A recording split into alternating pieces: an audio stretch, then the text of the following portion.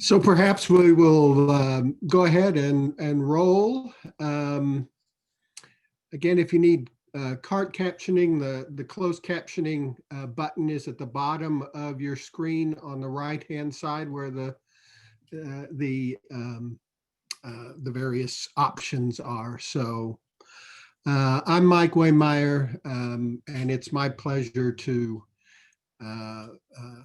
be a part of this this prestigious panel and to learn from and listen to these great panelists.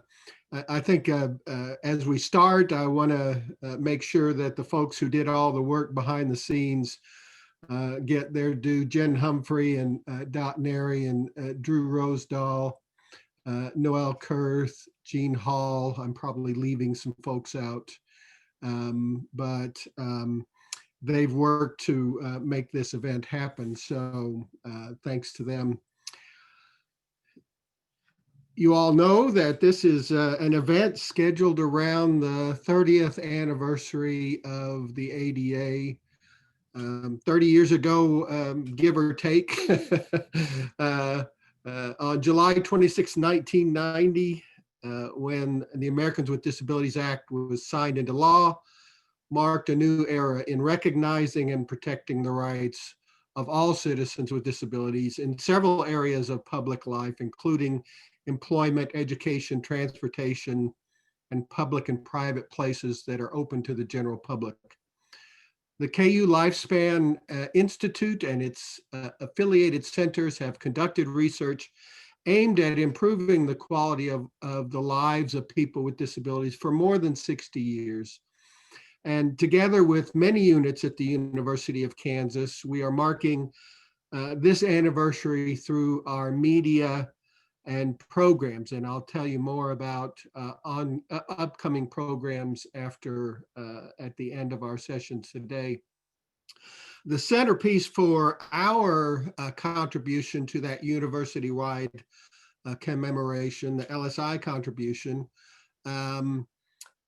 is the opportunity to hear from 4 distinguished advocates, researchers, and leaders whom I will introduce in just a moment, as they look back and look forward with regard to what has been achieved in those 30 years and at what needs to happen in the future. We've asked each of our distinguished panelists to speak for about 10 or 15 minutes each, reflecting their thoughts, both personal and professional, about the ADA past and present. We want to leave plenty of time for them to respond to questions from those of you who are out there.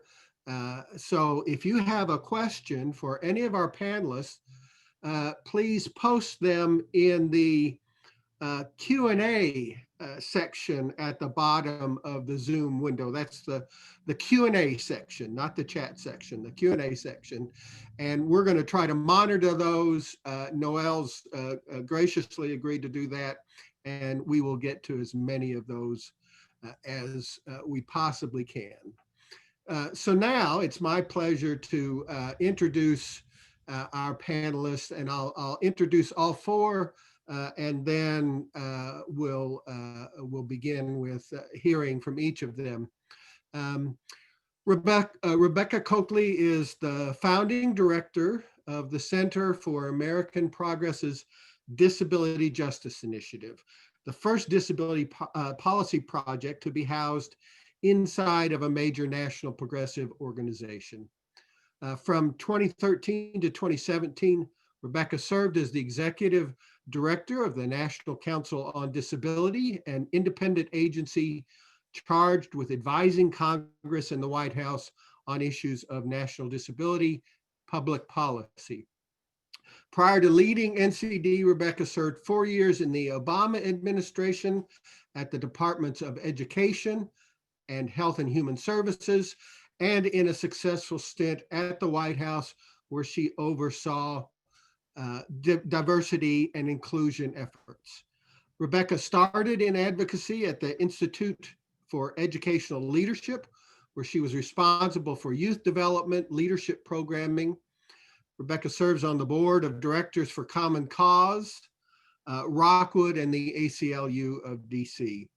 In 2017, she and her family were featured as part of CNN's #ToBeMe series, and she has appeared on the Vox Netflix series Explained, on Last Week Tonight with John Oliver, and on National Public Radio. She is the 2020 Richmond Distinguished Fellow for Public Life at Brandeis University. In 2015, she was inducted into the inaugural class of the Susan M. Daniels Disability Mentoring Hall of Fame, and was the recipient of the Frank Harkin Memorial Award by the National Council on Independent Living. She is a Rockwood Leading from the Inside Out Fellow, 2016 and 2017, and holds a BA in politics from the University of California at Santa Cruz. And Rebecca is the proud spouse of Patrick and mother of 3. And she's currently working on her first 2 books. So Rebecca, we're very grateful that you found time in your schedule to be with us today. Next, Anjali Forber-Pratt is assistant professor at the Department of Human and Organizational Development, with secondary appointments in the Department of Special Education and the Department of Physical Medicine and Rehabilitation, as well as being a member of the Vanderbilt Kennedy Center for Research on Human Development, all at Vanderbilt University in Nashville, Tennessee. Before moving to Nashville, Dr. Forber-Pratt was a research assistant professor right here at KU. So it's a pleasure to welcome her back, albeit virtually. We wish it could have been in person, Anjali. Her primary area of research relates to disability identity development, for which she has successfully secured research funding.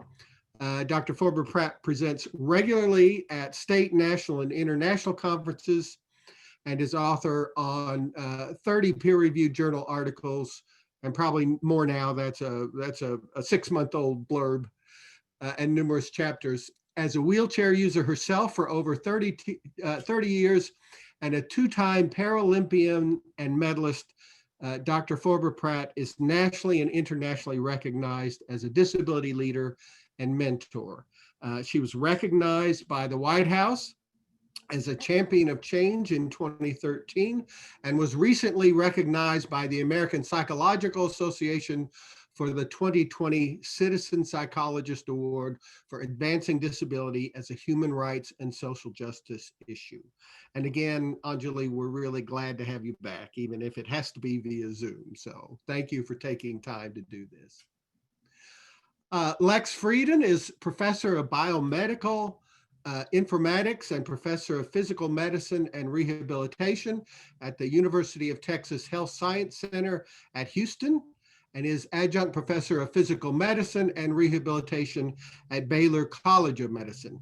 Mr. Frieden also directs the Independent Living Research Utilization Program at TIR Memorial Hermann in Houston, which is a research, training, and technical assistance program on independent living for people with disabilities and older adults. Mr. Frieden has served as chairperson of the National Council on Disability, president of Rehabilitation International, and chairperson of the American Association of People with Disabilities. He is recognized as one of the founders of the independent living movement by people with disabilities in the early 1970s, and he was instrumental in conceiving and drafting the Americans with Disabilities Act of 1990. He has received 2 presidential citations for his work in the field of disability, as well as the 2017 Prize for Human Improvement at the Centers for Disease Control Foundation. Mr. Frieden is the author of more than 100 published contributions to the literature, and has given lectures and presentations at events throughout the world. He is currently leading a national research study to evaluate the impact of the ADA and to identify population group disparities related to employment, transportation, housing, and community living. Lex was born in Oklahoma and graduated from the University of Tulsa and the University of Houston. Lex, we're really honored to have you here with us today and appreciate you taking the time to do so.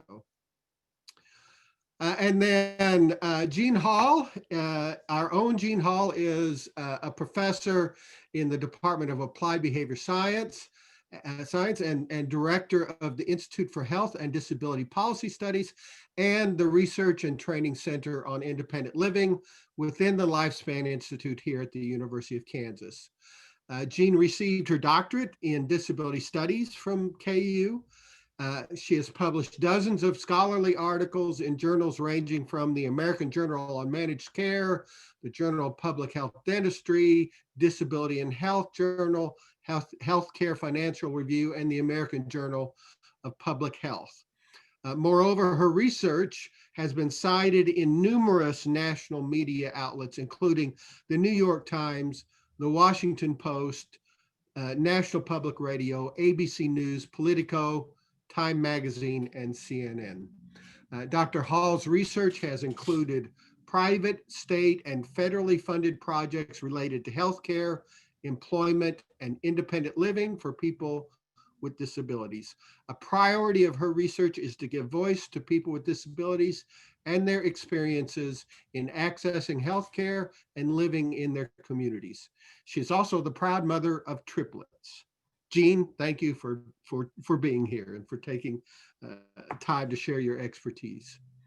So with that, I told you it was a distinguished panel. It doesn't get much more distinguished than this panel. So I know you're in for a treat. We're going to listen and learn from these leaders across the next hour or so, and then we will begin to try to make it more interactive. And again, if you have questions, please put them in the Q&A section. We want to be able to ensure that the panelists hear from you. So with that, I'm going to ask Rebecca to go ahead and start us off and turn it over to her. Thank you so much, Michael. Hi, my name is Rebecca Cokley. I am the distinguished non-doctor on the panel. I feel like I'm like in the Muppet movie where I'm like, doctor. I am a 4'2" redheaded Irish little person. I am wearing a red blazer that I keep on the back of my chair for all Zoom calls, and a button that says vote, because voting is important. And it's also important to note that I got this button from a young man with a disability who was selling it as part of his work at a sheltered workshop. And so at the same time that he was out there selling merchandise focused on civic engagement of people with disabilities, the reality for him was that he was still making only $1.75 a week. And so it's important to think about the fact, even in 2020, where we can be solely focused on what's happening on November 3rd and the aftermath of that, that there still is a lot of work behind the scenes that we have to do as a community. I'm coming to you from Washington, D.C. in my living room. There is a baby Yoda over my shoulder and a copy of Alice Wong's book. Those are the two product placements. So ADA, past, present, and future.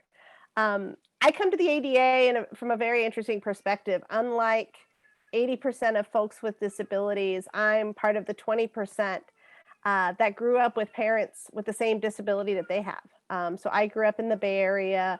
My dad ran a center for independent living, and my mom ran a disabled student center at a community college in the early 1980s. And so I literally rode into the back of the movement on my dad's power chair, I used to say all the time. And so I remember very clearly the lead up to the ADA. My godmother is in the film Crip Camp and has been arrested numerous times. And I remember getting calls from her phone telling us that the Oakland jail was on the line and would we come and get Annie. And going, my mom throwing me in my pajamas, throwing me in the Chevy Nova that we had, and like driving into the city to bail Annie out of jail. And my parents being very open about like what it was that my godmother was doing, what it was that she was fighting for, what it was that they were seeing on a daily basis in the work that they did, getting to know all of their students. I used to say that both of their offices very much reminded me of the show Cheers, because it was just a cast of characters across the disability community in and out on a daily basis. And I think for me, that was really important because I got to see all different aspects of people with disabilities. I got to see people with intellectual and developmental disabilities that were taking college classes at the community college for the first time. I got to learn how to communicate at a really young age with people that used augmentative communication devices and other assistive technology. And these were my parents' peers. These were people that were in positions of authority. They were teachers, they were activists, they were lawyers.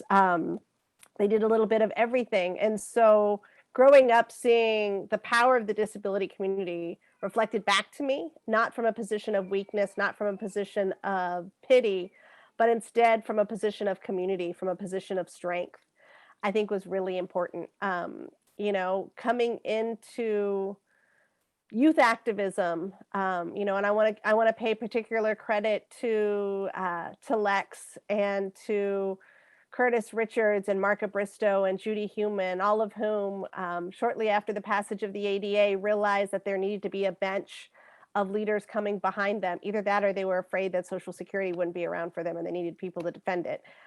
Either which could be possible. And helped create state youth leadership forums and a national network for young people with disabilities that I got to participate in. And it brought me to DC on a regular basis where I got the bug for politics. And I think if I could think about the things that we're really missing today, it's things like that. It's those opportunities to build culture across the country for people with disabilities. Yeah, we have the internet. Yeah, we have Twitter. Twitter's great. But in most cases, you can't have those 2 a.m. sitting in the bar until the bar closes, talking about how life sucks as a disabled person or how life is great as a disabled person, and trying to talk the bartender into giving you one more shot as you tell your stories about coming to fruition as an advocate.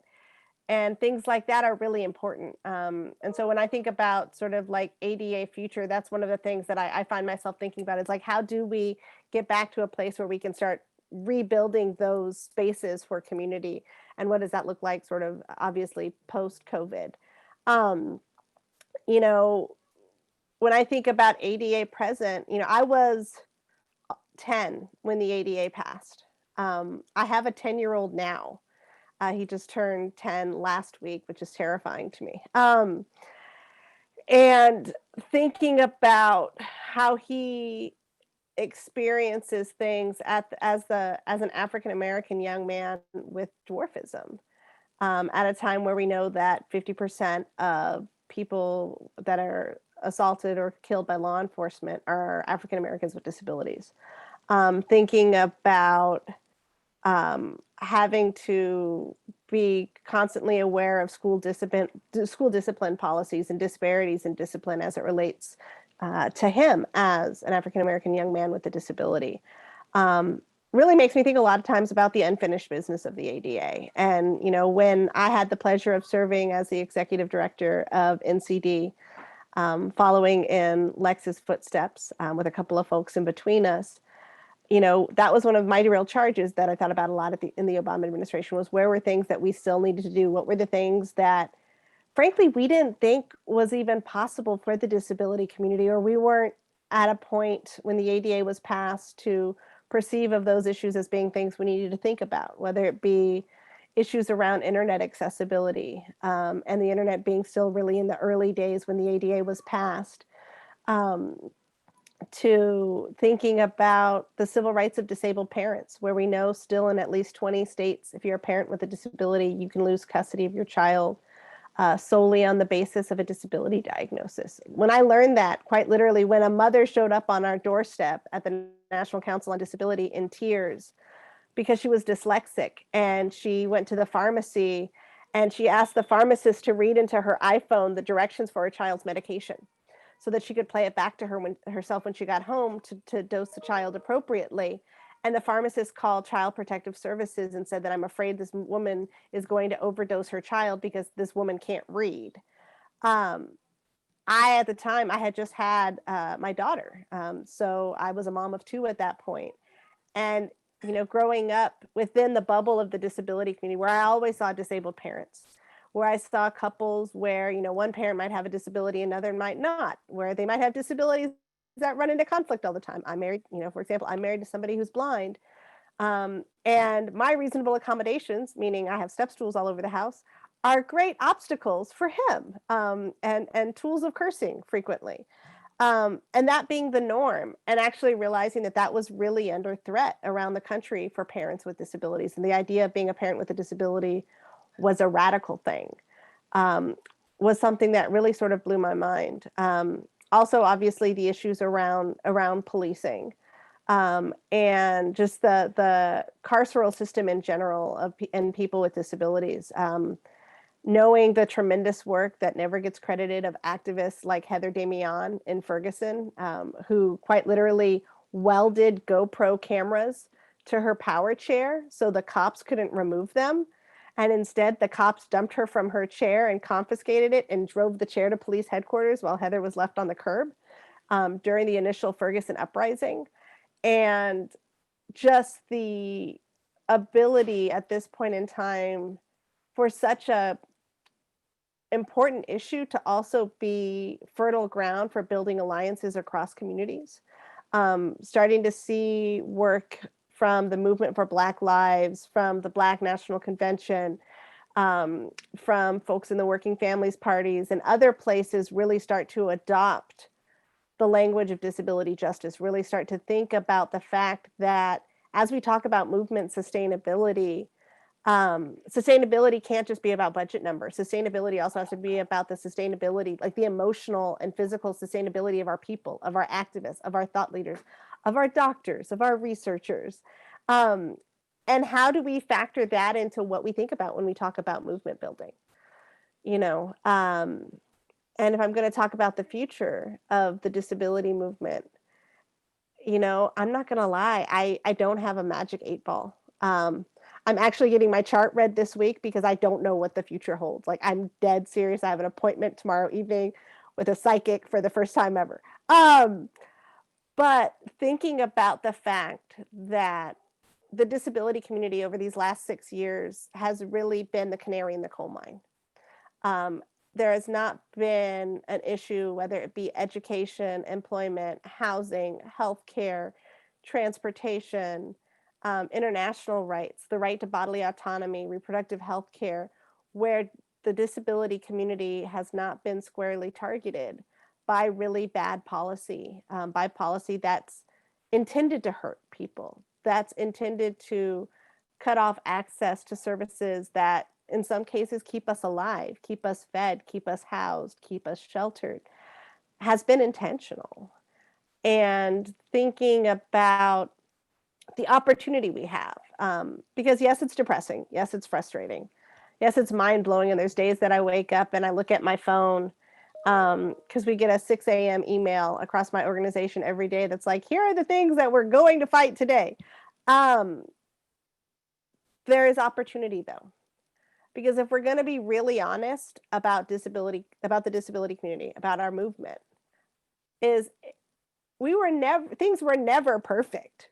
Things were never where they needed to be. I hear people often say, well, let's just take things back to 2016, or let's take things back to 2000.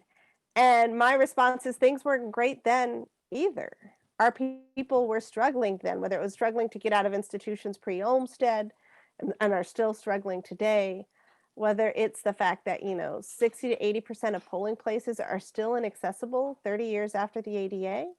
How do we take this opportunity? How do we take this moment, like this moment right now, and think about how do we go back and build a society that's more equitable for everyone? Like, how do we take this moment and say, like, it's not great to begin with. So instead, how do we take the time to go back and correct some of these longstanding historic inequities? How do we actually, there's always been such focus on independent living and specifically that word independent. And the reality is nobody lives independently. We live interdependently. And how do we not necessarily course correct, but how do we amend our vision with the values that we know we need going forward? And how can we as leaders, frankly, be the mentors that we needed when we were coming up for this next generation.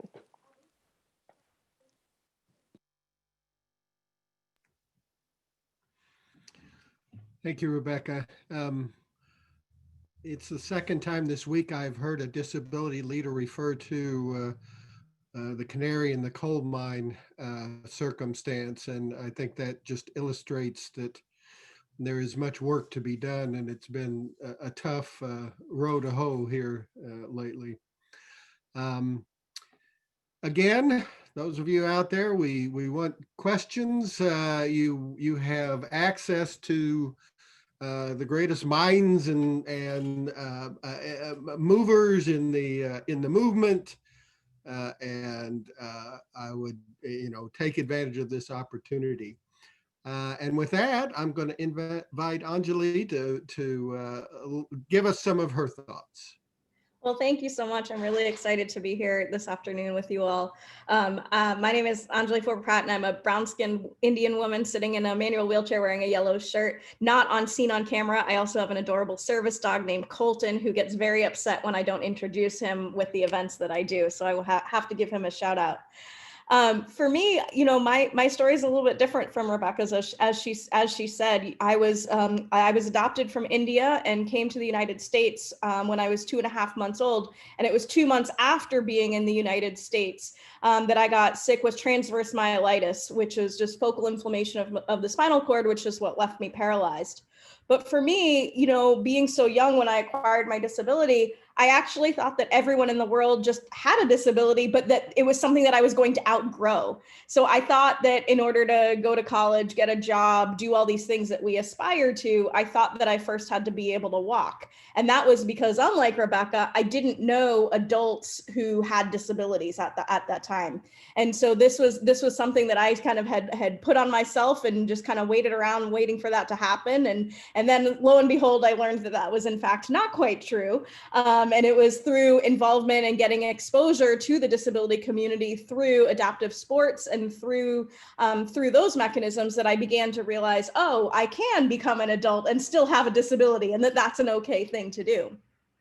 But during that time period for me of growing up, it was also when the passage of the Americans with Disabilities Act happened. And as a young kid, I remember being really intrigued by this, but not fully understanding it, but also starting to see, changes in terms of physical access and things like that in the environments that I was interacting in. However, when I started high school, this is when I became face to face with not just huge amounts of inaccessibility, but also discrimination on the basis of disability. So discriminatory attitudes that I was not fully prepared to take on necessarily as just a young 14-year-old at the time. It was little things from asking to be redistricted to an actually accessible high school and being told that no, sometimes life is tough and you just have to deal with it. I was banned from participating in physical education class because I was told I was a danger to the other students. The bigger piece was that I had an English teacher who had to relocate her class from the second floor inaccessible portion of the building to the first floor. And on the first day of class, she was taking roll and she said, "What are you doing in an honors level English class? It's not like you can go to college anyway." And then kept on going and said that I was really just a major inconvenience to her. And it just kept getting worse and worse and worse. So for me, that was my kind of like sticking point, where I then hired myself a lawyer and took on my school district in federal court, thanks to the Americans with Disabilities Act, among many other pieces of legislation. But I also have to say that another piece of that story with that English teacher, which I don't talk about as often, throughout that particular year, because lo and behold, I was not going to transfer out of that class. I was bound and determined to prove her wrong. And one of the things that we read, it was some Greek play that we were reading for the curriculum. And I remember an assignment, which was to write about a rule or law that you feel passionately about. And I was like, oh boy, here's my chance, you know? And so I wrote what I thought was a beautiful essay about the Americans with Disabilities Act, why it mattered to me. I was very intentional about not using her or her class as an example. I had plenty of other examples from the rest of my high school experience to unfortunately draw upon. And I got a D- on that paper with no comments whatsoever. And I remember that to this day. I did go to my freshman year English teacher and just said, hey, so if this was, you know, the assignment, you know, how might you grade this? You know, just to get a sense, because if it was a crap paper, I wanted to know that it was a crap paper. And lo and behold, it was not, which just further kind of confirmed a lot of my unfortunate assumptions about this particular individual. But I also realized that, you know, obtaining my high school diploma, it was my golden ticket to get out of that environment and to also try to make the world a better place for others coming up after me. And I think that that was also a really important realization, which was I unfortunately knew the way that the legal system works.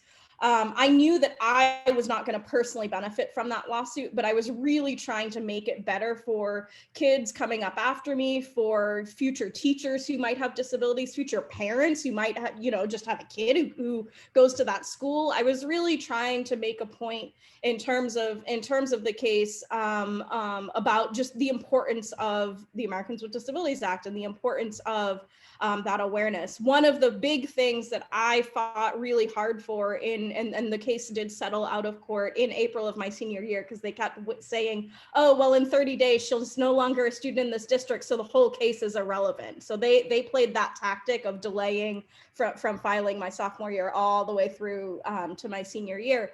But one of the things that I fought long and hard for, which I was glad, was that I wanted just some level basic disability awareness, sensitivity training for every district employee. And I was very adamant that that meant the part-time janitor all the way up to the superintendent. And that was the one sticking point that I was not going to budge on in terms of that settlement. And so that was something that they did have to follow through on.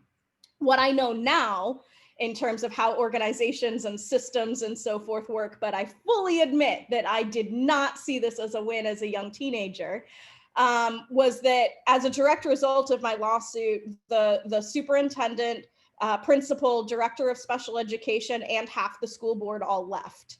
And what I know now is just how big of a win that was. But again, as a teenager, you don't see that as a win. You don't understand how all of these systems and so forth work.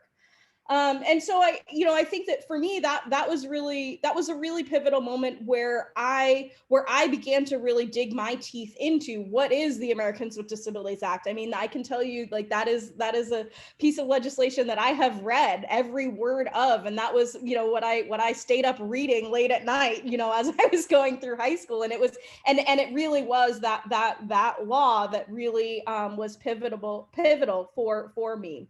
When I think about, you know, where do we go from here? Where are we at now? And so forth. I think there's a few pieces. So in my research on disability identity development, I think that we still have a long way to go in terms of normalizing and just being accepting of disability and to not have that be always the afterthought. I was so fortunate to have those connections that came a little bit later to the broader disability community and to realize that, hey, like, my life is worth living, disability and all, but I worry about individuals who don't find that connection and who aren't plugged into those particular resources, and how do we really close that gap? I see a lot of issues, and I wish that this had been included in the Americans with Disabilities Act around housing. So housing issues in terms of whether you're renting or whether you're buying, it was not included in the Americans with Disabilities Act. There's other pieces of legislation that do cover aspects of housing, but it is such a legislative maze in terms of how to navigate that, how to ensure that there's proper accommodations and things like that. As a renter, having moved, as you heard from Lawrence, Kansas, now in Nashville, Tennessee, and before that I was in Champaign, Illinois, it was really, really hard in all of those locations simply to get a place that could meet my needs. The part that was frustrating was that many places in terms of renting have accessible units, but non-disabled people really like those units because they have bigger bathrooms. And there's not that, like, I think there should be some sort of provision where, okay, if you sign on the line and you are renting the the only ADA unit in a particular place, that there's some sort of like 30-day to vacate notice or something when a person with a documented need comes along, needing that place. And I realize that from a policy standpoint, that is a very complicated, suggestion that I have, but there has to be something, because people then get into these leases and they don't want to move out because they've got the big bathroom. So then it leaves people like me, and despite knowing how to fight and how to try to navigate a lot of these issues, that it becomes a really complicated process. Now that I'm a condo owner, I ran into other issues in terms of simply trying to get an assigned accessible parking spot at the condo that I own. And so again, like, just, and it's these weird loopholes that I had individuals say, oh, well, that's not covered by the ADA, or, oh, that's actually fair housing. Well, I don't actually really care who it's covered by. The issue is that I need to be able to live, breathe, work, be able to come and go. And so I think that that's one big issue that I see as being a present issue as well as a future issue. And then lastly, just echoing on some of the pieces that Rebecca had talked about in terms of intersections with other movements. I think that we as a disability community have a lot of work to do to move past divisiveness, even within our own community. So there's a lot of siloing that happens within the disability community of individuals who are disabled people of color versus individuals who are disabled non-people of color. They're individuals with visible or apparent disabilities versus those with more hidden disabilities, those with high support needs and low support needs. And yet at the same time, I feel that our power really comes from us, the 61.4 million of us really coming together and having that unified voice. And I get frustrated by that divisiveness within our own community. And then also just the echoing the importance of really diving into a lot of the intersectional issues in terms of with race and disability. So issues that Rebecca mentioned in terms of police violence and suspensions and things like that. I mean, right now with COVID, the impacts of COVID-19 on individuals with disabilities are disproportionately different and worse if you are a Black and brown disabled individual. And we really just need to be not just aware of these things, we need to tackle these things, and we need allies. We need individuals who don't identify as people of color to also help us to champion these issues.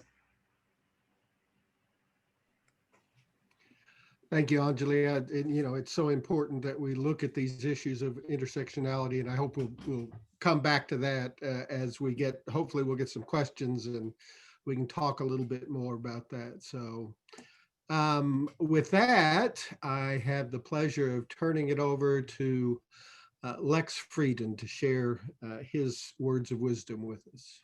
Lex? Thank you, Mike. I appreciate it. And I've enjoyed the comments that have preceded me.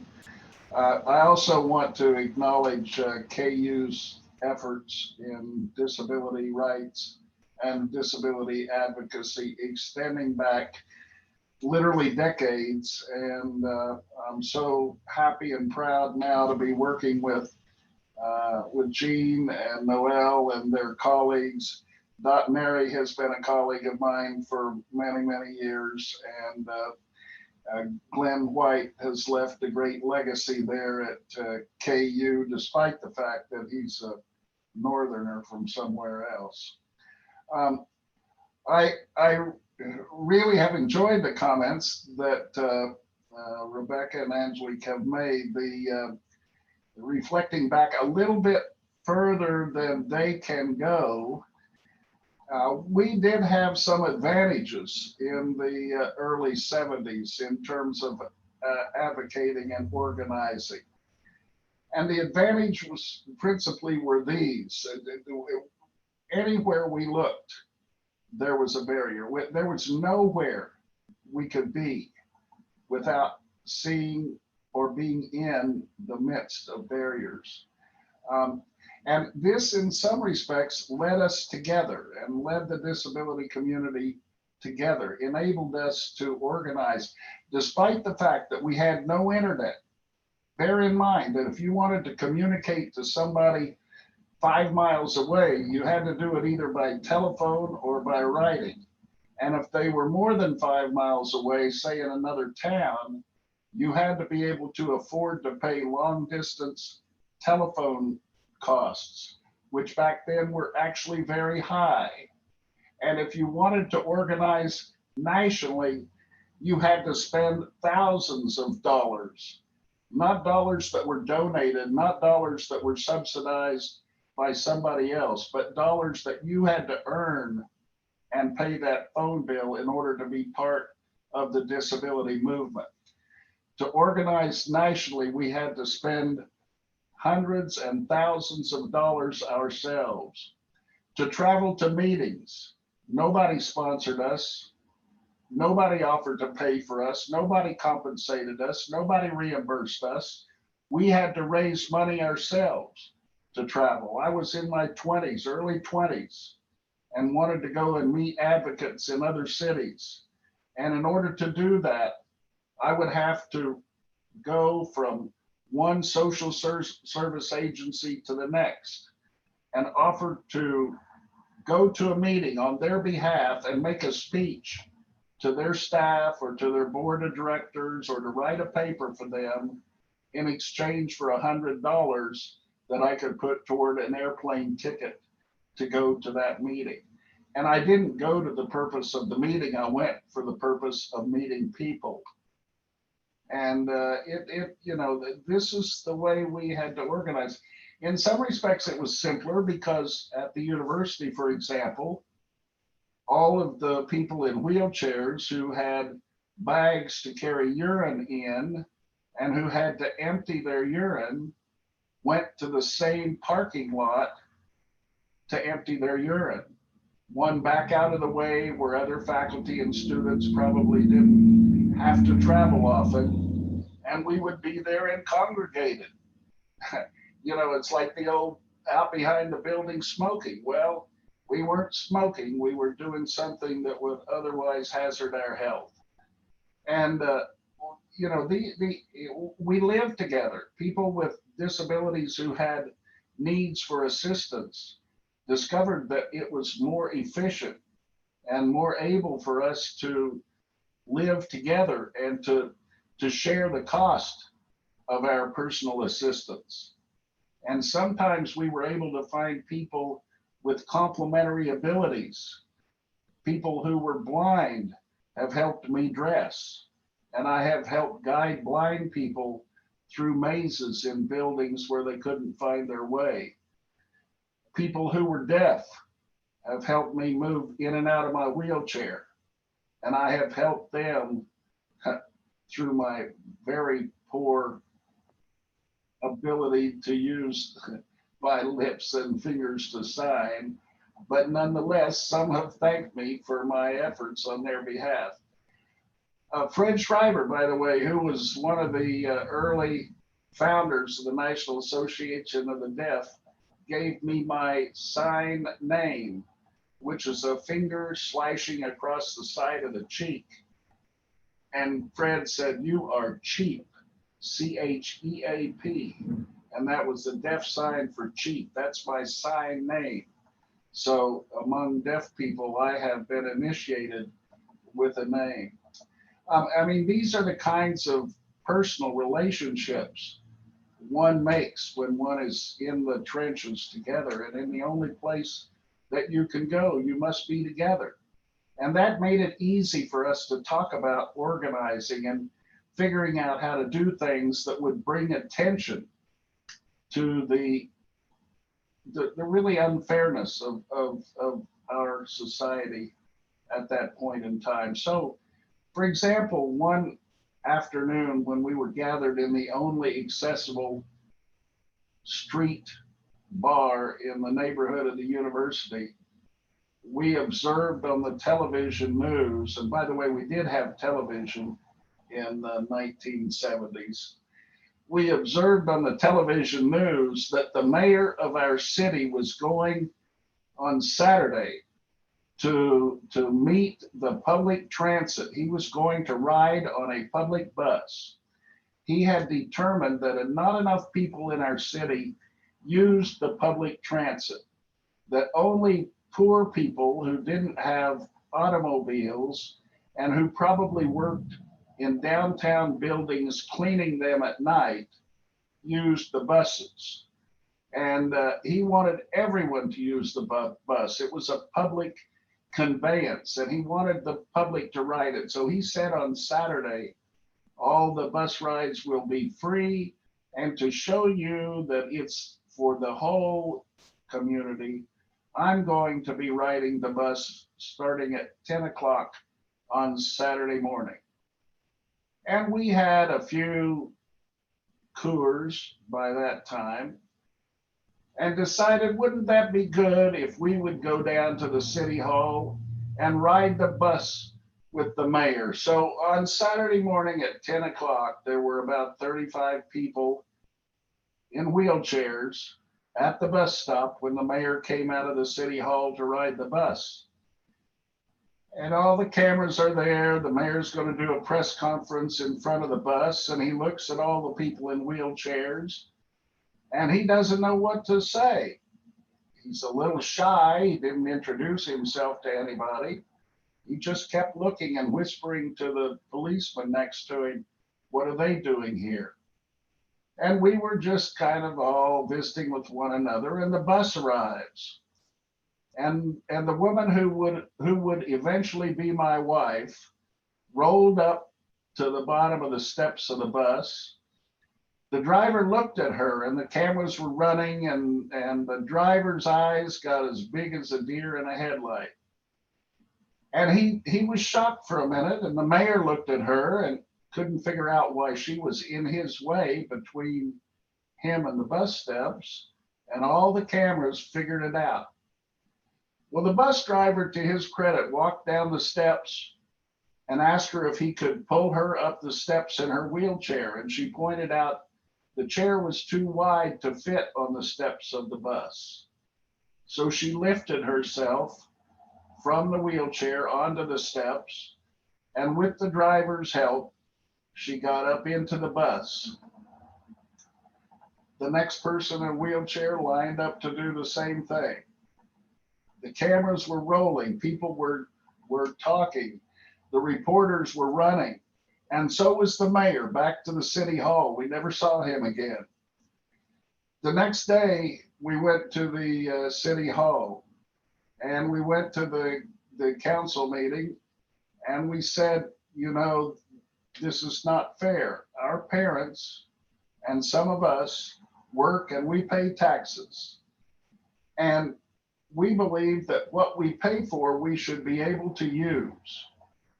And so the mayor appointed a committee to work on accessible public transit. That was 1977. In 1988 or 1978, they hired a transit administrator who came from the federal government in Washington. You know, if you're from Washington, you can do about anything, particularly in a little country town like Houston.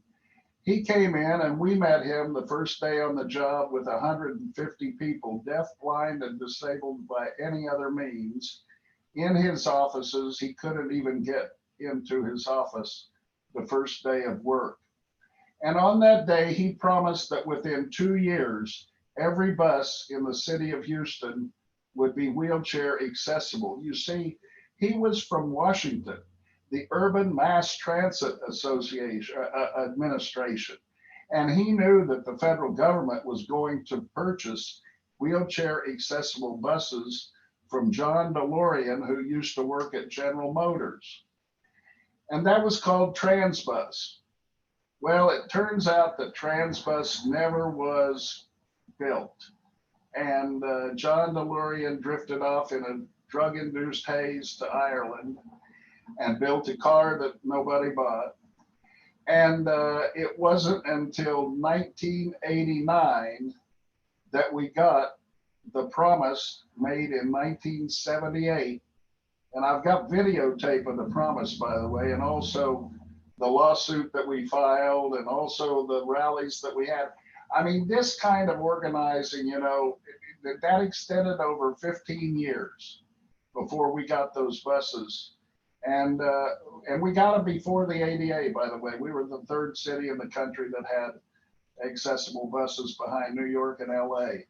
And the efforts in New York and LA were a result of disability advocacy. In New York, it was the Eastern Paralyzed Veterans of America. And in Los Angeles, it was a guy named Dennis Cannon and the disability rights movement. So altogether, these efforts, you know, I think a lot of young people are excited. They want to get into the movement. And they expect to be able to do things overnight. It doesn't happen overnight. You got to take a challenge on, and you got to be willing to live with it and stay with it. Something interesting, I'm not going to take a lot of time, but I do want to share with you. I have going to put up a photograph.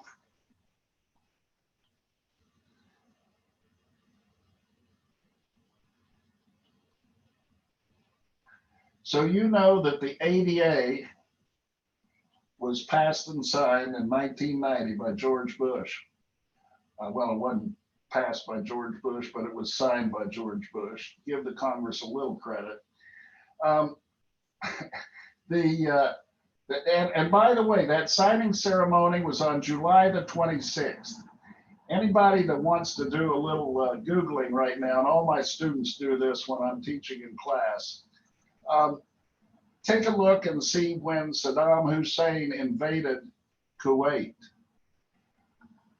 On July the 26th, actually it's on the 25th, a few of us received a call from the White House.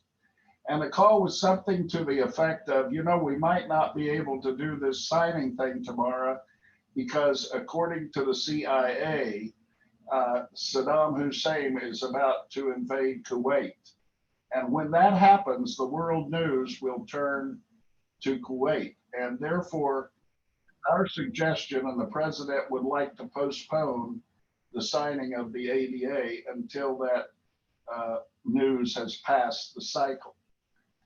And so we were all just on pins and needles. Some of us, not very many people knew about it, but those of us who did know were on pins and needles, waiting to see whether Saddam Hussein would move on July the 26th or the week after, which he finally did. Not anybody know. I mean, you're whoever's listening to this is one of the few people in the world right now who know the story of the relationship between the signing of the ADA and Saddam Hussein's invasion of Kuwait. Anyway, let me go to this little photograph that I put up in place of my face. That anybody here? This is another trivia question. Anybody here know the name of that person? That person was the president of China in 1990.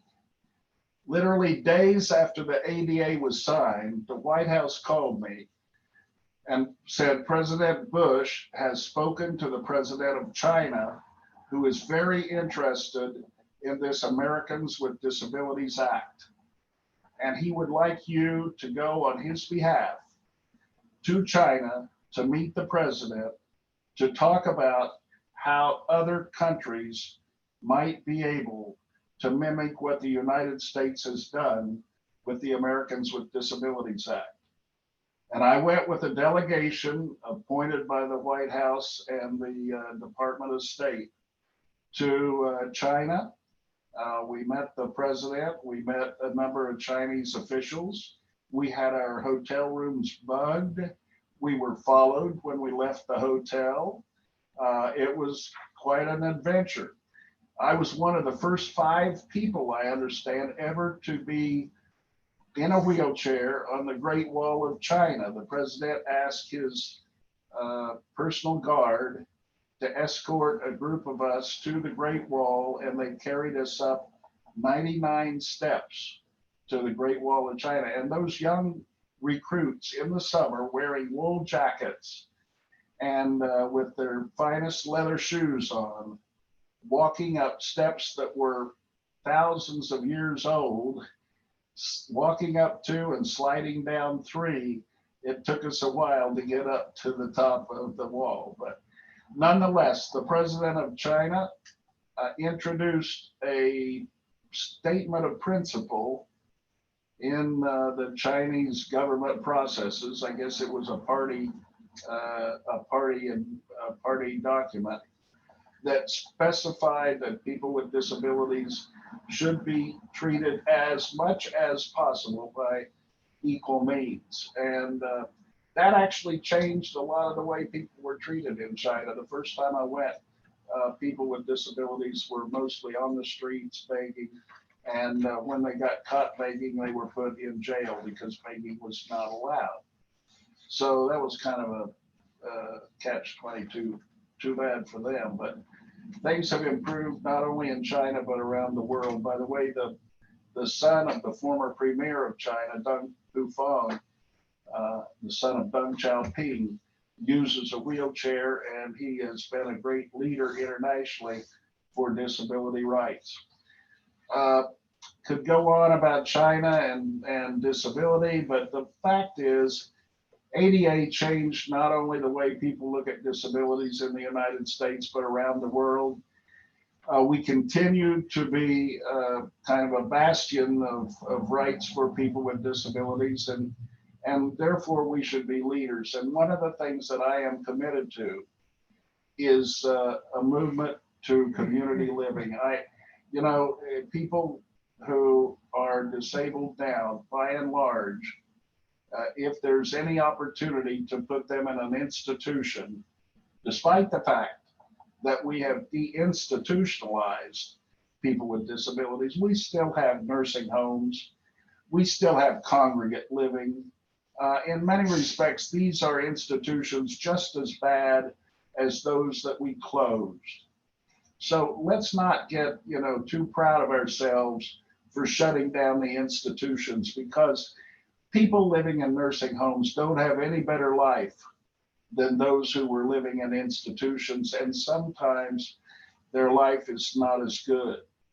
And they are at great risk, and it hasn't ever been more evident than it is during COVID times.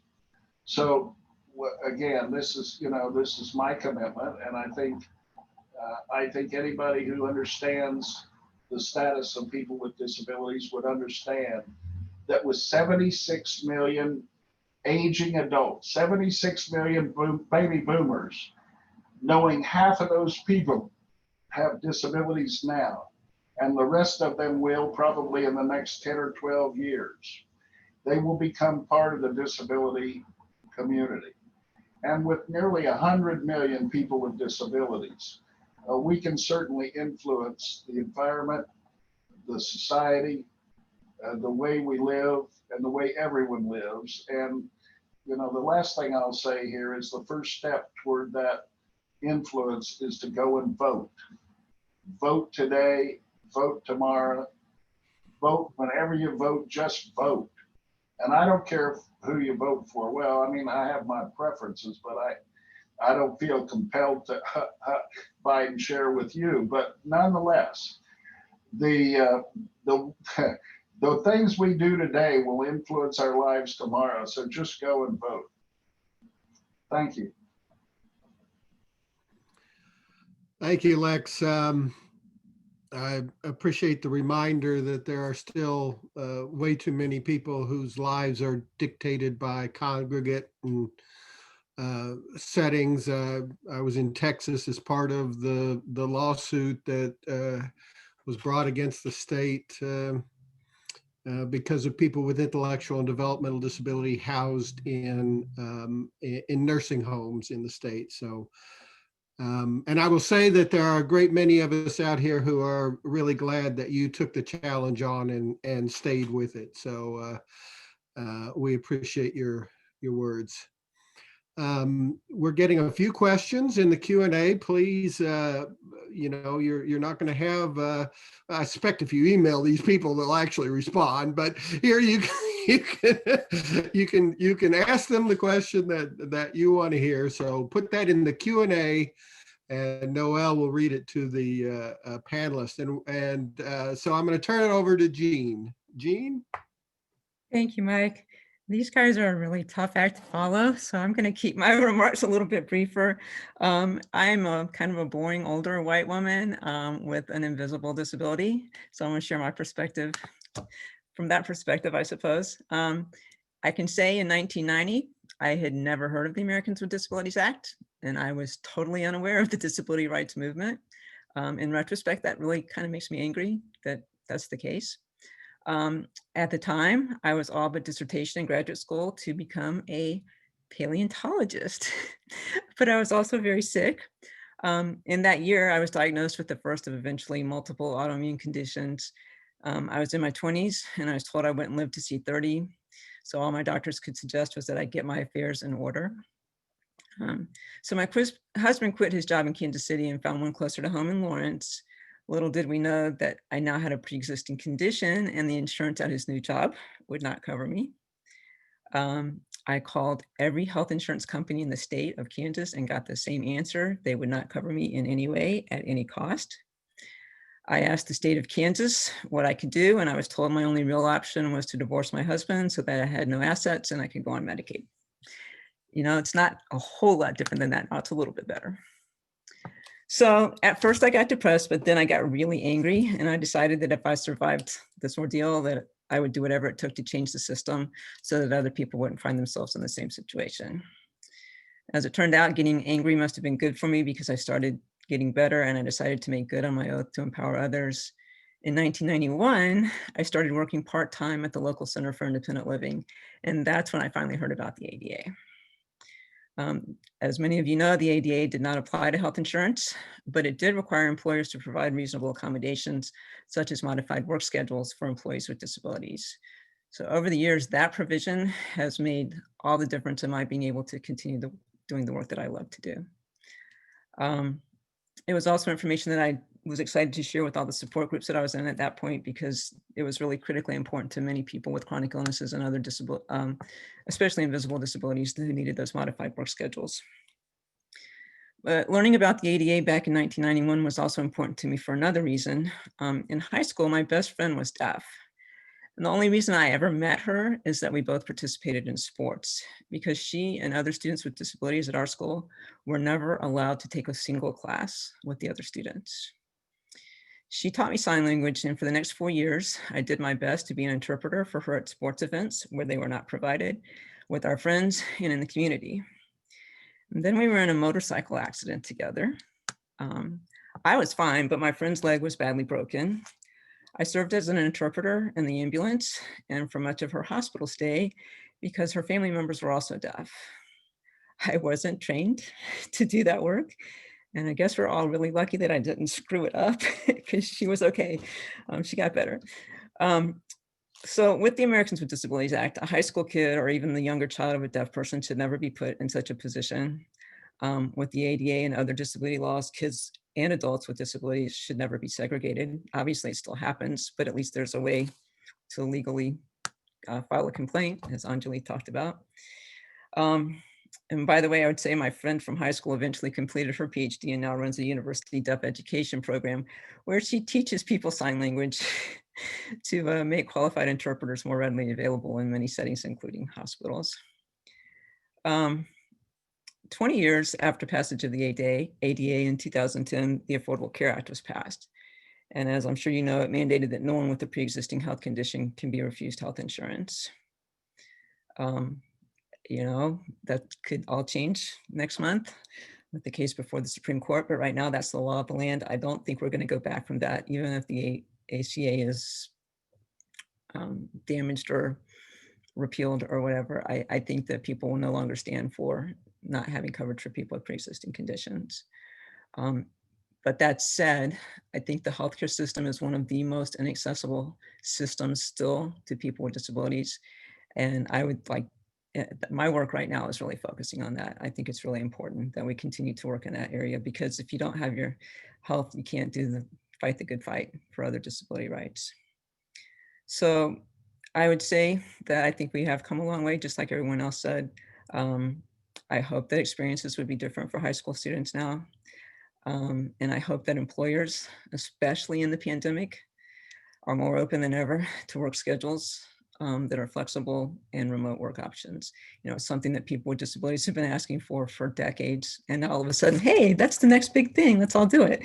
So, you know, that's maybe the one silver lining to the pandemic. So I'll stop here, and because I know there's some questions out there, but just a slightly different experience than other folks had. Thank you, Jean. We're fortunate to have you doing the work that you're doing here at KU in health and health-related issues. It's so important, and it's one of the reasons that you know, you're among the faculty who are in the media most often. So we're grateful to have you doing that. I think we have a couple of questions, and I'm going to ask Noelle to read out the first one, if she would.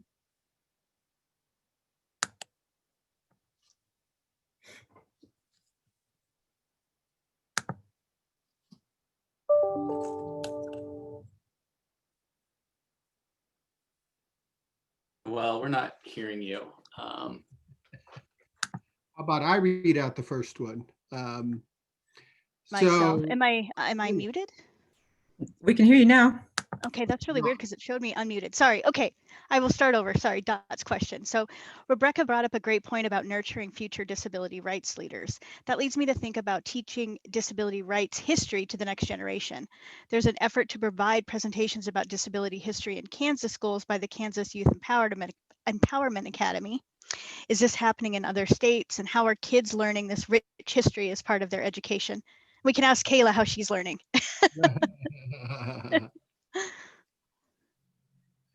I'll start with this one if that's all right.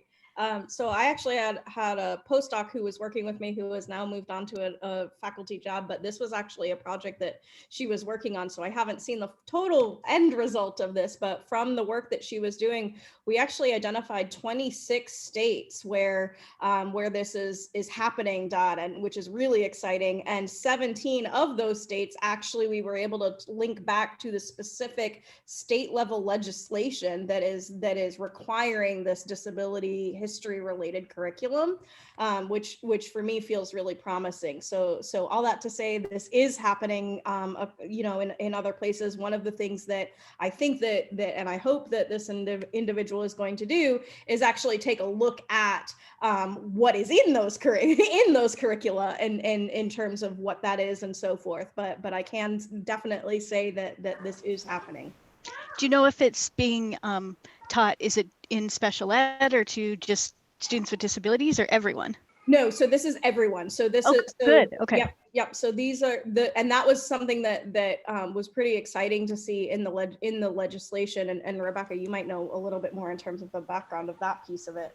Yeah, actually, I was a mentor at the State Youth Leadership Forum in West Virginia in 2005, where the delegates, actually, we had a mock legislative session, thanks to Ann Derry and a whole bunch of the awesome activists and disability IL leaders in West Virginia. And the Speaker of the House was so impressed by the mock legislative session that the young people did, that he asked them to come back the next legislative session with an actual bill.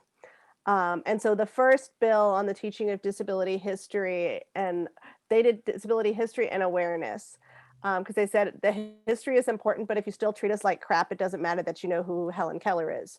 As a mandatory part of K-12 education was in the state of West Virginia, followed by the state of Florida, then North Carolina, then Washington State. California got it passed, and it was done in conjunction with LGBT history. There was an alliance brokered between the LGBT community and the disability community for that piece. However, I don't have a sense. That was when this was something that I was actively tracking when I was running our youth information center that was modeled after the parent training and information centers at when I worked for Curtis Richards. But when I joined the Obama administration, we lost track of it. Would love, whoever's doing the work, Anjali, like, please, I would love to talk to them. The other thing that I think we have a huge opportunity to do around the spaces of our young people, and I want to give credit to the folks that started this, was Sarah Triano and Joe Hall, who started the National Network of Disabled Student Unions back in the late 90s, early aughts. We're seeing them spring up again. And I think that's a really critical thing that we should be tracking. Like, I would love to see a national directory akin to like the ILRU page, Lex, of all the college campuses that have disability student unions. I think in terms of like how we help support and amplify the next generation of leaders, there's a huge missed opportunity there. Especially in the meantime, while we are social distancing, to really sort of like help lift up this next cadre of folks coming along. Anyone else have anything they'd like to add to that? No, I think we have another question. Okay, Rashida would like to thank all the panelists and thank you for the great stories and all you've done to move the needle in our field in the past 30 years and more. Her question is, if you had to fast forward to 2050, the next 30 years, what would you want to happen and how can we make that happen? Easy question, right? Why don't we start with Lex on that one? Forward 20 or 30 years from now. Right. Yes. All right, well, 30 years from now, let's see. I would like to be cruising around without any barriers anywhere. And you know, I mean, you kind of think about, I like to reflect to, I can actually go back to 1990 and we're 30 years beyond that. And so if I flip the question a little bit and say, if in 1990 I could have projected ahead 30 years, would I imagine where we are now? And the answer is no. I could not have imagined it. Some things have happened intervening that are unpredictable. And I don't think we can predict 30 years ahead because some things will invariably happen that are unpredictable. So two things offhand that I think were unpredictable. Number one, the Supreme Court decision in Olmstead was a leap forward. It was a quantum leap as it relates to the ADA. I don't think any of us in 1990 imagined that within 10 years, the Supreme Court would determine that essentially putting people in institutions without an option to live in the community, using federal funds to do so, would be, that the Supreme Court would take action on that and disallow that. That was really a quantum leap forward at the time. So that was nice. And then the internet and the ability to communicate instant messaging was another unpredictable kind of thing in 1990, looking forward 30 years. So we have a couple of these things that change the way we relate to society very quickly. Right now, COVID is changing the way we relate to society because many people with disabilities are not really, it's changing our lifestyles a lot on account of COVID. Many of us are pretty sedentary and we're not accustomed to being out and all over the place anyway. Some of that because of our disability, some of it because of our age, and some of it just because we're old and we like to spend time with our spouses and our children and our families. So, COVID has made the rest of the society understand and begin to relate to people who are staying at home a lot, even if they choose to do so. It also introduces people to the idea of cabin fever that literally kills people who are cooped up in institutions and may not get out at any point in time. So 30 years from now, I would like to believe that young people with disabilities can concentrate on their careers, they can concentrate on their job, they can concentrate on their families, and they are not distracted by these barriers that seem to get in our way all the time. I would hope that all the bathrooms are big bathrooms, that nobody has to fight for a big bathroom in a hotel a motel, a condo, an apartment, or anywhere else. I mean, that's what I hope.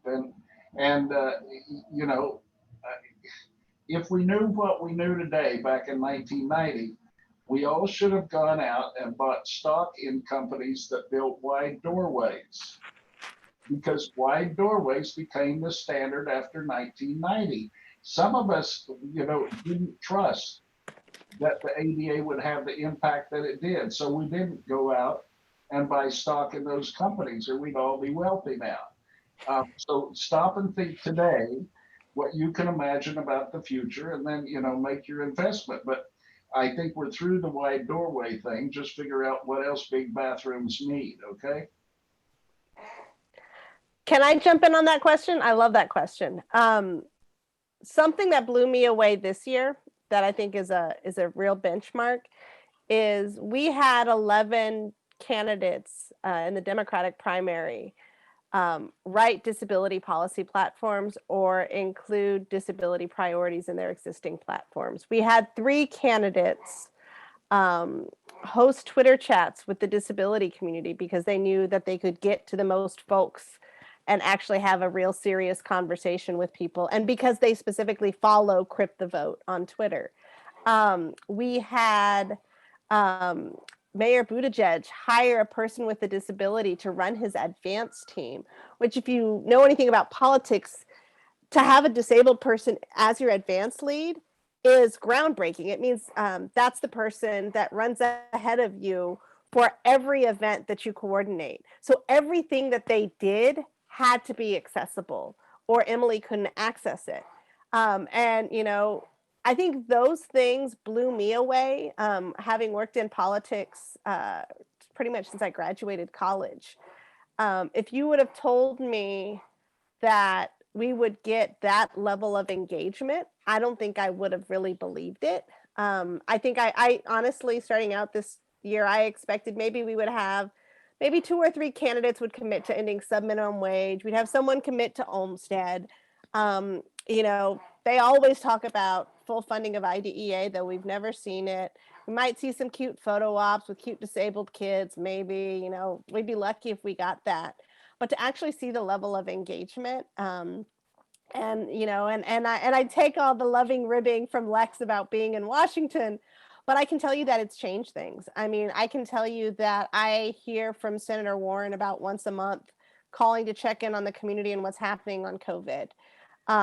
You know, we've had 2 members of the House of Representatives, Representative Katie Porter and Representative Ayanna Pressley, both come out as what they call themselves as the ADA generation of Congress. They're the first members of the House who are out as disabled women who had access to accommodations or access accommodations now as disabled women in Congress, which is groundbreaking. And so I think, to me, like, I'm ready for like the first out disabled woman of color presidential candidate. Like, Tammy, we're ready for you. If it's not you, if it's Ayanna, I can totally get down with that. Whoever it is, like, sign us up, because I think we've actually proven like we're breaking ground in a way that I didn't expect to see even 20 years after the ADA. And yes, big bathrooms for everyone, but I want low purse hooks in those big bathrooms, because if I have to put my purse on the floor because it's a big bathroom, I'm pissed off. Sorry, that's like a personal gripe. I don't want to piss Rebecca off. That probably is not a good place to be in. So let me pose a question that's sort of in our wheelhouse around research. Rebecca actually suggested this. She's surrounded by researchers. Where are the gaps in research that need to happen to inform movement in the future? You know, what kind of data, what kind of research do we need to inform both the community and policymakers? And maybe I'll start with Jean and go over to Anjali after that. I think the very first fundamental thing that we need is better disability questions in our federal surveys, because right now they don't capture all people with disabilities, and we don't really even know who these people are and what their experiences are on a national scale. And I think that's a huge problem, and it's something that we're working on. So yeah, it's just, I think that it gets at our national priorities, that we've got these really kind of lame questions that don't really do what they're supposed to do, and we can't get people to care. So we're working on that. Yeah, and I was just going to say, Jean, you totally took my answer there, because it's so true. But I'll expand on it slightly and just say that we also need folks that are outside of the rehabilitation, special education, disability realm to also be asking those questions. And so when individuals are doing, these national studies or national scope projects, we need them to at least be asking a good disability related question as well. For sake of example, when I had a recent paper where I was able to actually outline some of those measurement issues in terms of with students with disabilities, where when we see a lot of these national statistics of students with disabilities this, students with disabilities that, it's only talking about students who have an individualized education plan or an IEP program, not students like myself or like Rebecca, who would have had a 504 plan, or a whole other group of students who might have a documented disability but not even have or require rise to the level of needing any type of accommodations. And so I think that just asking that question and asking it in the right way is totally important. I also think and kind of echoing back on something else that I had said earlier, it's, how can we engage our key researchers in other areas to also think about disability? So for example, like if you're a leading expert on housing inequities, for example, is that person also thinking about the intersection of disability within those spaces? And at least, and how can we really make sure that disability is a marker of diversity in that way, and being asked about? There's a lot of this fear of like, oh, well, we can't ask that disability related question. And I'm saying no, but we need that data in order to inform policy, in order to actually get a better understanding of what's going on. Lex, thoughts on that? Well, yeah, I mean, here I am saying we should promote community living, but we don't have enough data to make a good policy argument for that. We need to know the cost of institutionalizing people, the cost of having them live in nursing homes. We need to understand the cost of community care. We have no idea, honestly. I mean, we make projections and we use some pilot data to make, projections, but until we have some real demonstrations of community-based services and supports that are built into the infrastructure of the community, we really don't know how much it costs to provide that kind of assistance to people. And that's the kind of research I think we need to be doing, some broad scale demonstrations that involve the best knowledge, the best thought, and with good evaluations. That's where I would go. Rebecca, let me turn the question around and ask you, what kinds of data and research do you need to be effective, more effective in your role? Definitely. I want to acknowledge the fact that I put on my migraine glasses. A lot of time people always assume that my dwarfism is my principal disability, and yeah, it's more expensive to buy clothes, but my migraines really debilitate me. And so I felt one coming on. So I took a pill, I ate some chips, and I put on my blue light glasses to be preventative measures. There's a couple things. One, I think something that would be really powerful right now is some real data on COVID. And like, to me, COVID is going to be the biggest population boom in the disability community that we've seen for quite a while. And really thinking through what are the lessons learned from the polio generation, from the post-Vietnam generation, that can be taken into account in terms of helping the COVID generation acclimate to society, like reacclimate to society with a new identity, figuring out what supports and services they need. What are their priorities going to be?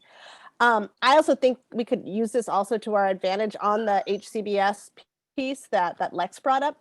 I don't think we're going to want to see, or I don't think we're likely to see baby boomers be really excited about the prospect of living in nursing homes in a post-COVID reality. And I think really getting some, hold on a second, can you two please be quiet?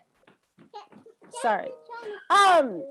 Getting some real solid data about how they feel about nursing homes and what they expect their futures to be and where they plan on spending their money to set up that future could be a really powerful tool that we in the disability community can really use to our advantage as we move forward thinking about that. You know, and the last piece I would say is one of the things that I would really love to see is we see all this great data around things like the National Longitudinal Transition Study, looking at students with disabilities in college, but yet I've never seen any of at like historically Black colleges, at Hispanic serving institutions, and really getting at some of the nexuses of the issues of race and gender and disability. And that's something that I think would be really useful, especially as we're talking about things like mental health in college, as we're talking about things like campus sexual assault, really being able to give us good data in transition age young people. Wonderful. We're nearing the end of our time. I want to respect our presenters' time. They've been very gracious. This is our second go at this, and they are forbearing. Noelle, do you want to mention how we're going to make the archive of this available before I wrap up? I'm going to let Drew do that actually, because I'm not sure. I don't know the technology part. Sure, yes. We are gonna post this to our YouTube channel, and we'll post a link on Facebook and Twitter, on the Lifespan Institute, Facebook and Twitter, and on the homepage of the Lifespan website. And I'll post all of those links in the chat. Our Twitter handle is KU Lifespan, and the Facebook is KU Lifespan. Perhaps, Drew, you have the email addresses for everyone who registered. Maybe you could also send the archive link to everyone. Excellent idea. Possible? I will also send a link to all of the registrants. Thank you for mentioning that. Thanks, Drew. Great. I'd like to thank our interpreters and Kristen with CART for their time and expertise. And I also want to make sure that you are aware of our ongoing and upcoming activities in celebration of the 30 years of the ADA. On October 28th and 29th, we have the privilege of having another pioneering disability advocate and activist, Judy Heumann. I've got her book right here. Will be joining us. There are a number of activities. We will be screening Crip Camp at that point in time. Our own Jean Hall will be leading in the enticing sounding red hot research around disability activities, along with 4 other LSI researchers. Lots of really good people, some really interesting folks, and so there's information on that that's just been put in the chat, and you can always just Google KU an ADA celebration and you'll get it. So we hope that we will see all of you in October. And I wish there was a way that we could have our participants tell our presenters how much we appreciate your time and your expertise and your stories and your wisdom, and for what you do now and what you did 30 years ago and what you're going to be doing 30 years into the future. So thank you so much for honoring and KU with your presence, and we look forward to supporting your efforts as you move forward. So with that, I'm going to say goodbye to everyone, and thank you for participating. Thank you, panelists. Great. Group Bye, up. everyone. This was fun. Thanks, everybody. Hey, guys.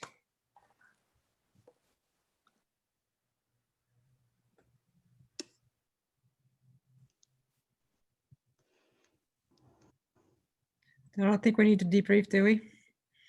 I don't think so. Thank you guys Okay. so much. That went extraordinarily well, and I appreciate your time. And I'll make sure and send you the archive. Great. Great. Thank Good you. Bye, guys. Good job.